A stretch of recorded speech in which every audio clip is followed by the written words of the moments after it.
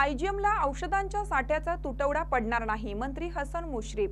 इचलकरंजी शहर हे कामगार वस्तीचं व सर्वसामान्य जनतेचं शहर आहे, त्यामुळे येथील रुग्णांना आयजीएम रुग्णालय हा एक दिलासा असून सदरच्या आयजीएम रुग्णालयामध्ये इथून पुढे औषधांच्या साठ्याचा तुटवडा पडणार नाही। या ठिकाणी सर्व प्रकारची औषधे मिळण्यासाठीचा निधी उपलब्ध करून दिलाय, असे नामदार हसन मुश्रीफ यांनी सांगितलं। इचलकरंजी आयजीएम रुग्णालयाला शासनाकडे वर्ग केलं, परंतु आवश्यक असणारा कर्मचारी व तज्ज्ञ मिळाले नाहीत।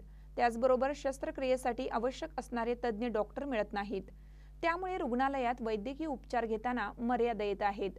परंतु कायद्यातील अडचणीमुळे जाहिरात देऊनही शस्त्रक्रियेसाठी लागणारे डॉक्टर उपलब्ध होत नाहीत। महाराष्ट्र शासनानं सध्या 12 नवीन वैद्यकीय महाविद्यालयांना परवानगी दिली आहे, परंतु जिल्ह्याला एक शासकीय वैद्यकीय महाविद्यालय देण्याचे सध्याचे शासनाचं धोरण आहे।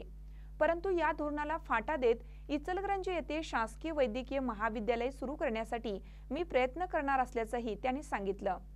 सदर प्रस्तावास मंजुरी मिळाल्यास सर्वच आजारावरील तज्ज्ञ डॉक्टर उपलब्ध होणे सुलभ होईल व इचलकरंजीतील जनतेला सर्व वैद्यकीय सुविधा आयजीएम रुग्णालयामध्ये मिळण्यास सुलभ होईल, असं पालकमंत्री मुश्रीफ यांनी सांगितलं।